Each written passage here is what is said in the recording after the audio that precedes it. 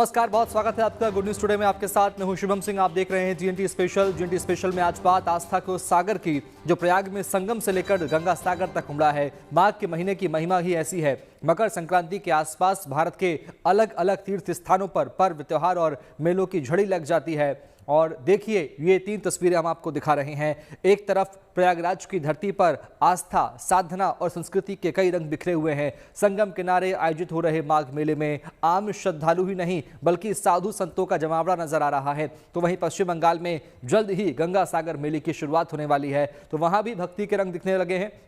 अभी से ही भारी संख्या में लोग स्नान दान के लिए पहुंच रहे हैं। और तीसरी तस्वीर आपके सामने राजस्थान के सवाई माधोपुर की है, जहां चौथ का बरवाड़ा में चौथ माता का मेला जोर शोर से चल रहा है। लाखों श्रद्धालु आस्था के साथ मां भवानी के दरबार में हाजिरी लगाने पहुंच रहे हैं। ये तीनों तस्वीरें आपके सामने, लेकिन सबसे पहले आपको लिए चलते हैं गंगा सागर और बताते हैं महिमा उस तीर्थ की, जहां न केवल भारत में गंगा की यात्रा का अंत होता है, बल्कि यहीं इसी स्थान पर धरती पर गंगा अवतरण का बीज पड़ा था।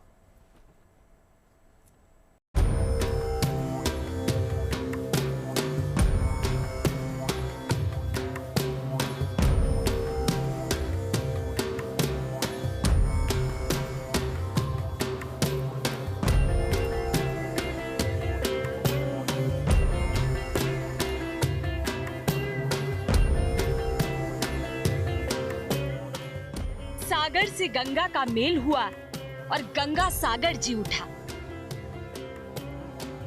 भारत की धरा पर अपने विस्तार में अथाह जल समेटे, जंगल पर्वतों से संवाद करती, अपनी धार की डोर से 2 किनारों को बांधे हजारों साल से समुद्र में समा जाने की यात्रा करती आई है गंगा। और अपनी इसी यात्रा में गंगा ने रचे हैं असंख्य कालखंड। सींची है जाने कितनी सभ्यताएं, बदला है कितने इंसानों का भाग्य। मानव का भाग्य संवारने वाली गंगा की इसी अनवरत यात्रा का अंतिम पड़ाव है गंगा सागर, जहां गंगा नदी बंगाल की खाड़ी से मिलती है।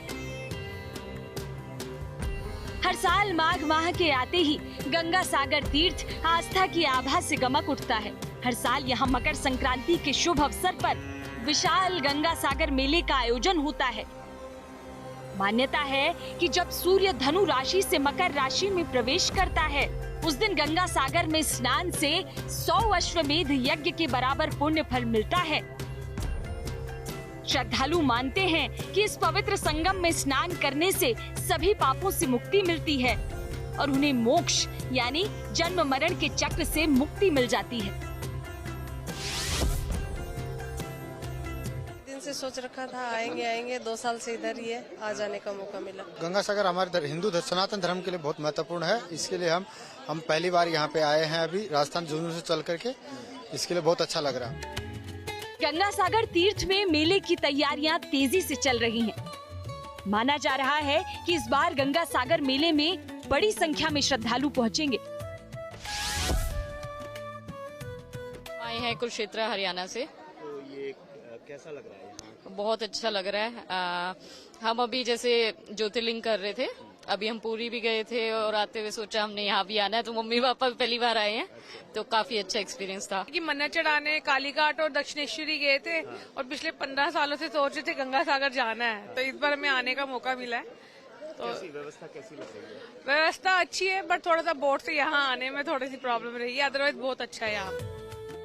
श्रद्धालुओं की इस आस्था के पीछे अपनी वजह है। दरअसल सनातन धर्म की उद्गम स्थली भारत में गंगा कभी भी सिर्फ एक नदी नहीं रही, बल्कि गंगा को भारत और भारत के जीवन चरित्र में सदा से एक पूजनीय देवी का स्थान दिया गया है। और गंगा सागर तीर्थ में गंगा न केवल भारत से विदा होती हैं, बल्कि मां गंगा के धरती पर उद्गम की कथा भी गंगा सागर महातीर्थ से ही जुड़ी है।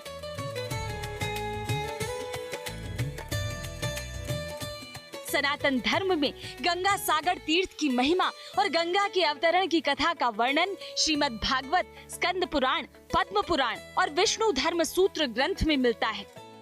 अपनी हर बूंद में पवित्रता को समेटने वाली गंगा के धरती पर आने की कहानी असाधारण है। ये एक ऋषि के क्रोध से निकले श्राप और एक राजा के घनघोर तप की अनूठी कथा है।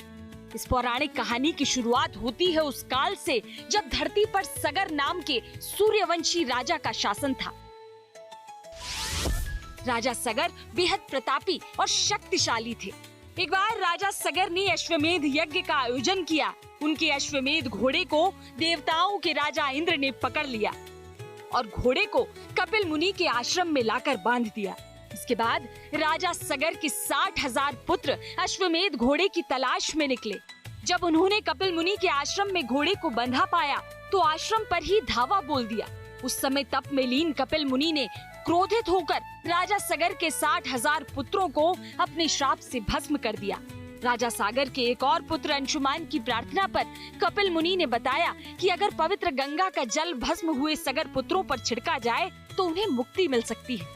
कालांतर में अंशुमन के पौत्र राजा भगीरथ ने गंगा को धरती पर लाने के लिए कठोर तपस्या की और भगीरथ की तपस्या सफल हुई और माँ गंगा स्वर्ग से धरती पर आने के लिए तैयार हो गयी। लेकिन अब प्रश्न ये था कि माँ गंगा धरती पर आएंगी कैसे? फिर इस धरा पर आने के लिए तो तैयार हुई, लेकिन उन्होंने कहा कि हमारी बेग को संभालेगा कौन इस पृथ्वी लोक मृत्यलोक में। तब फिर ये हुआ कि उसके लिए माते क्या किया जाए। तो फिर माते ने कहा कि भगवान भोलेनाथ की तपस्या किया जाए। तब भागीरथ ने फिर हजार वर्ष तक भोलेनाथ की तपस्या की। फिर वो प्रसन्न हुए। फिर उन्होंने कहा कि ठीक है गंगा जी आए, और गंगा जी फिर आई और जो है भगवान शंकर की जटाओं में भी लाखों वर्ष तक लिपट के रह गई। फिर भगवान शंकर की फिर प्रार्थना की भागीरथ जी ने। फिर उन्होंने अपना एक लट खोला और फिर आगे आगे भागीरथ जी, पीछे पीछे गंगा जी। गंगा जब धरती पर आई तो भगीरथ आगे आगे जा रहे थे और गंगा उनके पीछे पीछे चल रही थी। राजा भगीरथ पतित पावनी को गंगोत्री से लेकर गंगा सागर तक गए। यहाँ उन्होंने कपिल मुनि से विनती की कि वो उनके पूर्वजों को श्राप से मुक्त करें। गंगा की अमृत धारा भगीरथ की कठोर तपस्या का फल थी। मोक्षदायिनी माँ गंगा को धरती पर देखकर महर्षि कपिल प्रसन्न हुए। उन्होंने सगर पुत्रों को अपने श्राप से मुक्त कर दिया। अपने पूर्वजों को श्राप से मुक्ति दिलाने के बाद भगीरथ ने गंगा सागर में ही अपने पुरखों का तर्पण किया था। इसी स्थान पर सगर पुत्रों को मोक्ष मिल गया।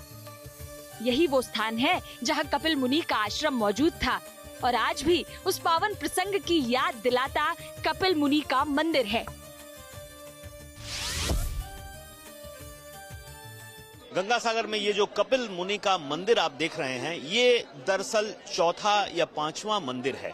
जो प्राचीन मंदिर था उसे समुद्र ने अपने आगोश में ले लिया है, क्योंकि समुद्र धीरे धीरे आगे बढ़ रहा है और द्वीप के हिस्सों को अपने कब्जे में ले रहा है।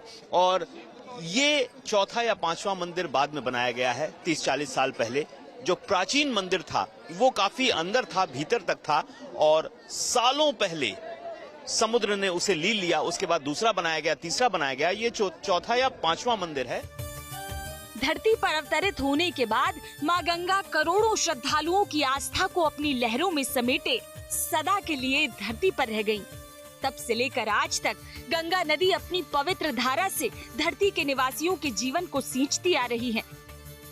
सदियों से असंख्य श्रद्धालु कई कष्ट उठाकर गंगा सागर तीर्थ पर स्नान के लिए आते रहे हैं। कभी गंगा सागर में डुबकी लगाने के लिए पहुंचना बेहद चुनौती भरा काम था। यही वो वजह थी जिसके चलते लोक जीवन में सारे तीर्थ बार बार गंगा सागर एक बार कहावत का प्रचलन हुआ।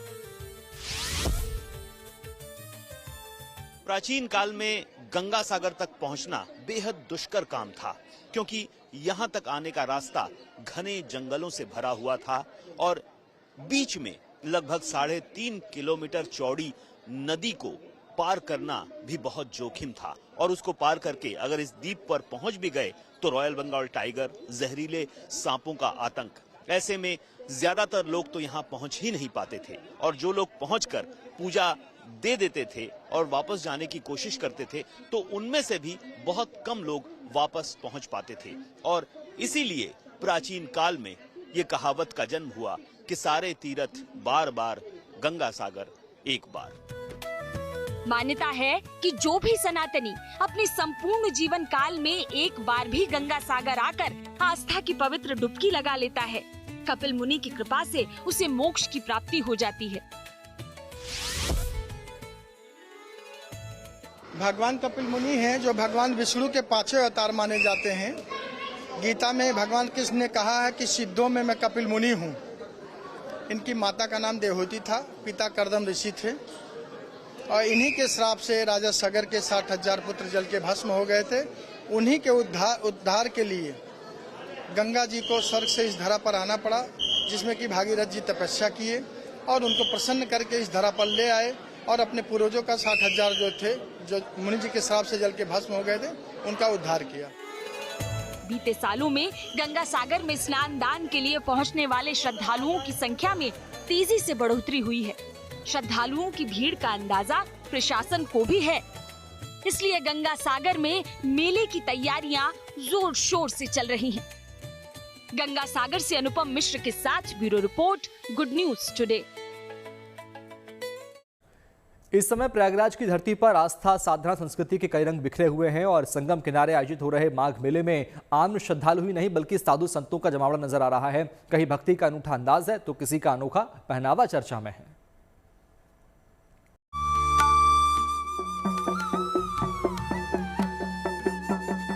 जय सीताराम, जय सीताराम। संगम नगरी की पावन धरती पर आयोजित माघ मेला एक बार फिर सनातनी परंपरा, तपस्या और आध्यात्मिक चेतना का साक्षी बन रहा है, जहां हर कदम पर श्रद्धा का एक नया स्वरूप ही नजर आ रहा है। जहां मेले की विशिष्ट परंपरा के तहत गृहस्थी कल्पवासी संगम के तट पर रहकर संयमित जीवन बिता रहे हैं, तो वहीं साधु संत भी कथावाचन, ईश्वर भजन और सत्संग कर जीवन मूल्यों की सीख दे रहे हैं।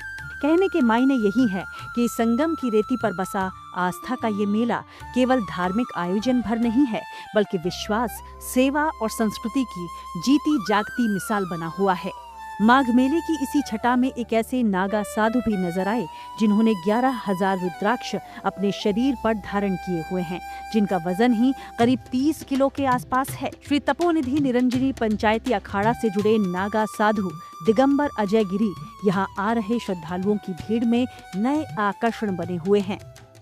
अभी तक तो आपने कुंभ मेले में इस तरह के साधु संत देखे थे जो भगवान भोलेनाथ का स्वरूप रखे, उनके गण यहाँ पर कुंभ मेले में देखने को मिलते थे, लेकिन अब इस बार इस माघ मेले में भी ऐसे संत आए हैं, दूर दराज से लोग इनके दर्शन कर रहे हैं और इनसे आशीर्वाद ले रहे हैं।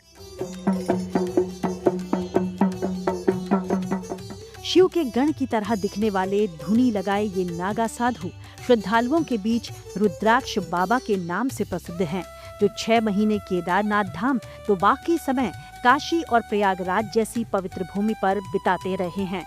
जितने भी शिव संप्रदाय सन्यासी हैं, सभी शिव संप्रदाय होते हैं, शिव के जो है गण होते हैं, शिव के ही स्वरूप माने जाते हैं। तो मैंने उसी को देखते हुए मैंने शिव पुराण के अनुसार जो 11,000 रुद्राक्ष विधिवत धारण करे, वो भगवान शिव के रुद्र स्वरूप माने जाते हैं। तो हम जो है हमेशा 11,000 रुद्राक्ष धारण करते आए हैं और वही मैंने स्वरूप धारण कर रखा है। हरिओम।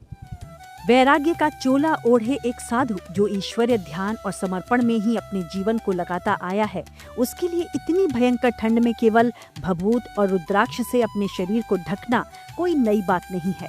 बावजूद इसके साधुओं का ये रूप आम लोगों को हैरान जरूर करता है। महाराज, इतनी ठंड है, कोई ठंड का असर नहीं होता है? देखो, ये तो कुछ भी नहीं है। मैं तो माइनस टेम्परेचर में केदारनाथ 6 महीने जो है साधना करता हूँ, वहाँ भी ऐसे रहते हैं। तो सब परमात्मा की दया है। जब हम परमात्मा के ध्यान में रहते हैं तो परमात्मा हमारा ध्यान रखते हैं। हरिओम। केवल बैरागी ही नहीं बल्कि जीवन की शुरुआत कर रहे ये 5 साल के श्रीश बाहुबली महाराज जब भगवान राम का वेश धरकर माघ मेला में निकले तो उनके दर्शन कर आशीर्वाद लेने वालों की भीड़ में भी कोई कमी नजर नहीं आई। भगवान राम का वेश क्यों रखा है आपने? ताकि सारे बच्चे दुनिया के अपने माता पिता की बात माने, राम बने। माघ मेले में लोगों के बीच आकर्षण का केंद्र बने नन्हे श्रीश बाहुबली ने संगम तट पर मां गंगा की पूजा अर्चना की तो कई कविताओं को भी धारा प्रवाह सुनाकर हैरान कर दिया। आर्यभट्ट की संतानें, हम सुन बताने वाले हैं, हम आयुर्वेद और योगा का ज्ञान सिखाने वाले हैं। हम आदि गुरु, हम आदि संघ, हम आदि शंकराचार्य हैं, जिसमें सारी सृष्टि जन्मी, हम उन ब्रह्मा की चिंगारी है।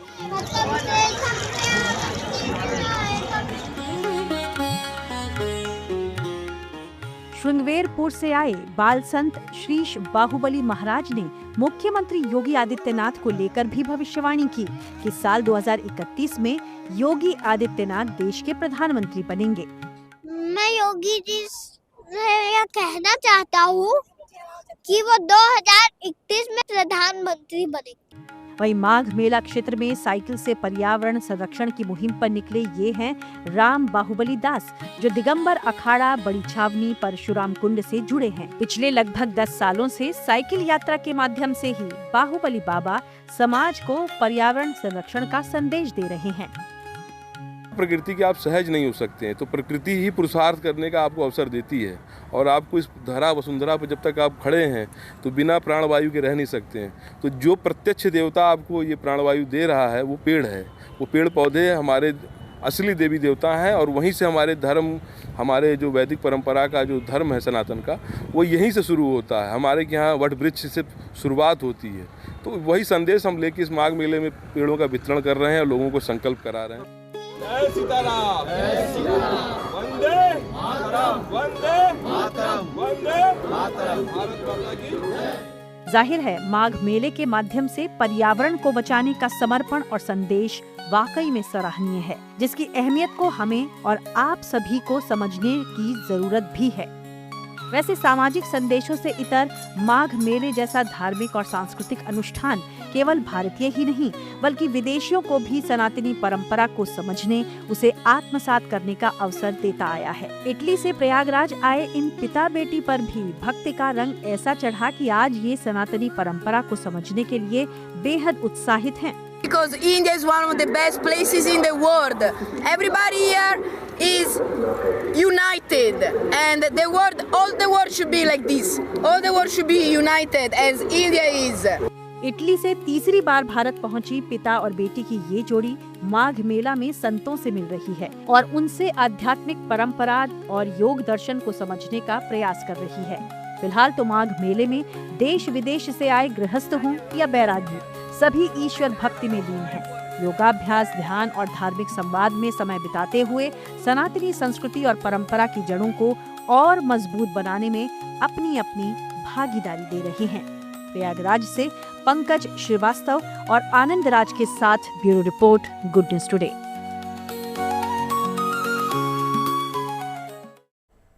महाकुंभ की तरह ही माघ मेले का रंग भी सिर्फ संगम तक ही नहीं सिमटा, बल्कि रामनगरी भी इसी रंग में रंगी हुई नजर आ रही है। माघ मेले के लिए अयोध्या में विशेष तैयारियां की गई है। मेले के दौरान लाखों श्रद्धालुओं के अयोध्या पहुंचने की संभावना है। ऐसे में श्रद्धालुओं के सुगम और सुरक्षित स्थान और दर्शन के लिए अयोध्या प्रशासन ने विशेष तैयारियां की है।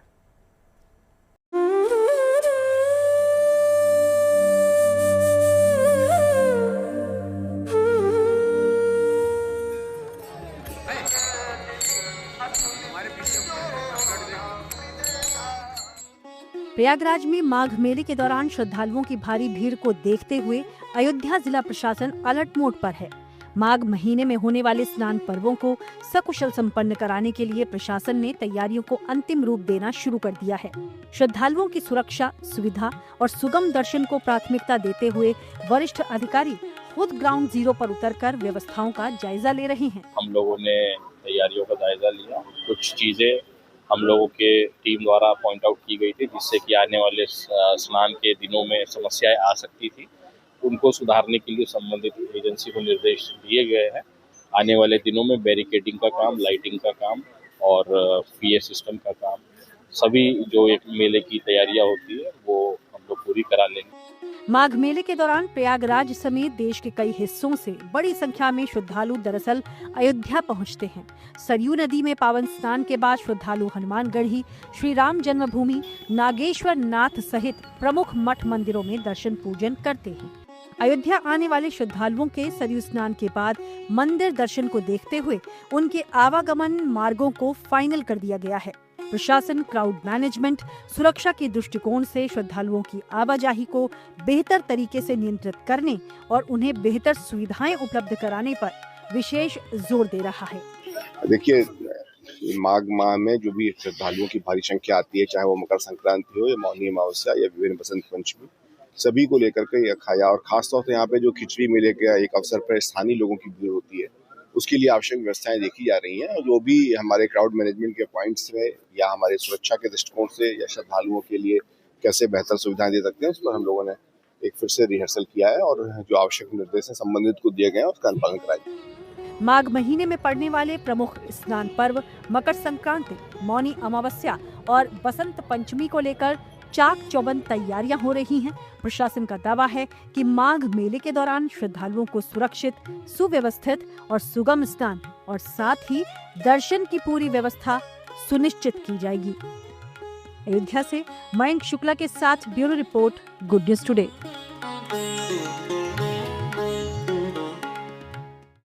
आस्था का एक रंग राजस्थान की धरती पर भी दिख रहा है, जहां सवाई माधोपुर में चौथ माता के भव्य मेले का आयोजन हो रहा है। चौथ माता मेले में देश भर से लाखों श्रद्धालु शामिल होने पहुंचे हैं। चौथ के बरवाड़ा में ऊंचे पर्वत पर बना देवी का धाम इन दिनों मां भवानी के जयकारों से गूंज रहा है।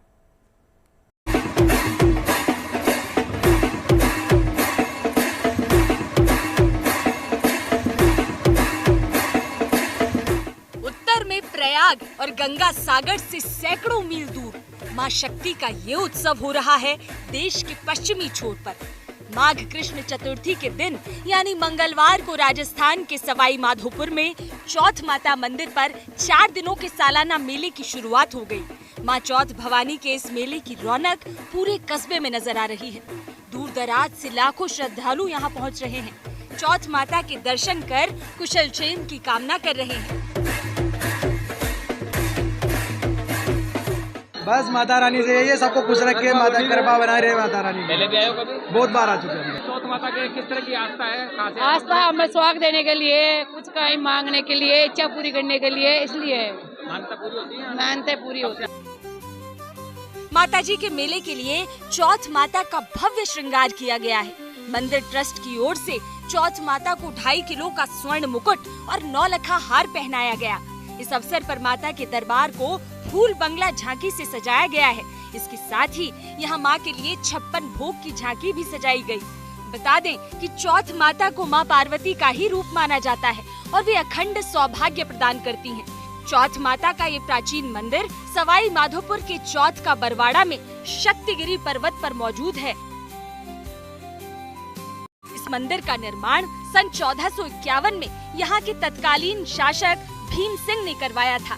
चौथ माता मंदिर में माघ माह की चौथ और करवा चौथ के मौके पर लाखों भक्त आते हैं। चौथ का बरवाड़ा और आसपास के क्षेत्रों में आज भी शुभ कार्यों से पहले चौथ माता को निमंत्रण देने की परंपरा है। चौथ माता जी की स्थापना लगभग 625 साल पहले हुई थी।